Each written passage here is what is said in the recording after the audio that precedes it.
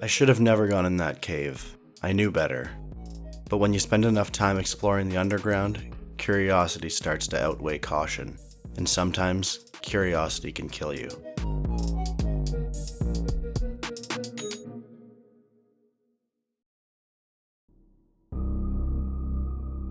I've been a caver for years.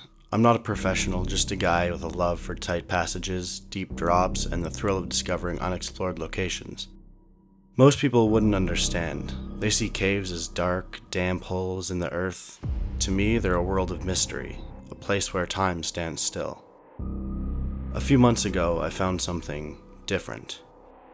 I was hiking through a remote stretch of wilderness about 30 miles from the nearest town when I saw it. An opening in the side of a rocky hill, half hidden by overgrown bush. If I hadn't been within 10 feet of it, I never would have seen it. It wasn't marked on any map, and the sheer size of the opening was nothing like I'd ever seen before. It certainly wasn't going to be a tight squeeze, and I could tell from the darkness inside that this thing was going to be massive. I geared up. Helmet, headlamp, rope, backup batteries, first aid kit, protein bars, and a flare gun. Say what you will about cave explorers, but one thing nobody can say about me is that I go unprepared. The first few hundred feet were incredible. Amazingly, the cave inside was even larger than I thought. I'm talking 20 feet high and maybe 30 feet wide. As I walked, I noticed a few side chambers, but I decided not to follow them. Not yet, at least. As I got deeper, I noticed something strange, something different from any other cave I'd explored. The air was heavy, stale, and silent.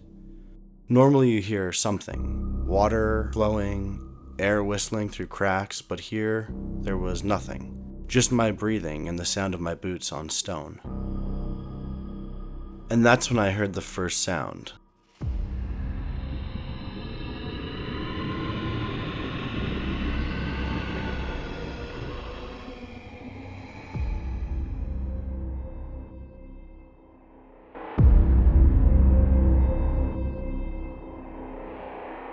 It was faint and echoed from a much deeper place inside the cave. I admit, for a second my blood ran cold, but I kept telling myself it was just my imagination. Sound plays tricks on you in caves, but the deeper I got, the more uneasy I felt. I could have sworn I was seeing shadows scurrying from chamber to chamber, shifting in unnatural ways. My headlamp flickered just for a second, and then I saw it.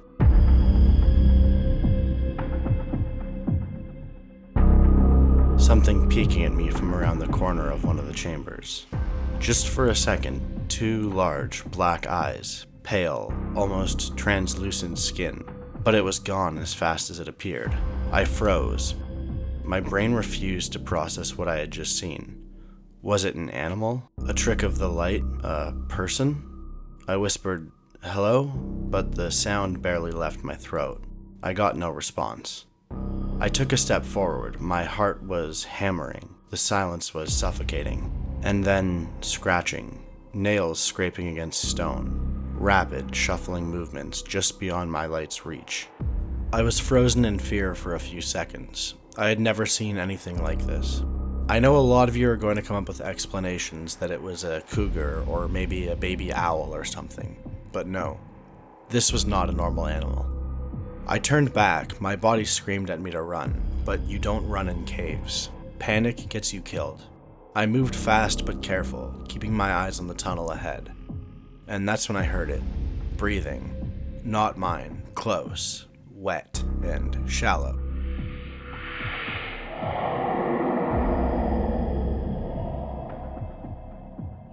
Then the same whispering chatter. Eyes appeared in the dark channels, reflecting my light. More dark figures. They were crawling on the walls of the cave. There were at least 8 of them. I was being hunted. I bolted. Screw caution. Screw safety.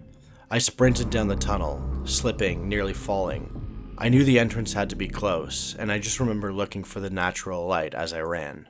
The chatter got a bit louder and more frantic, as the sounds of nails scurrying against rocks got faster and closer.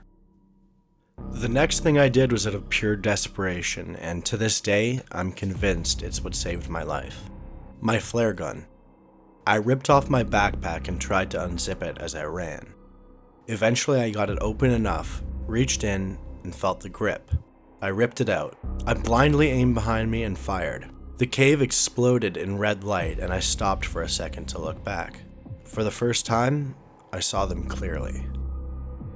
Gaunt, pale skin stretched over tight skeletal frames. Black, glossy eyes. Teeth, sharp, and too many of them. Their mouths opened and they let out a screeching, inhuman wail. They did not like the flare at all. Two that were somehow on the ceiling of the cave fell to the ground and scurried into one of the smaller chambers. I can't tell you the relief I felt. I immediately loaded another flare and kept running. Finally, I saw the entrance just ahead, and then I was out. I hit the ground hard, gasping for air as the sun hit my face.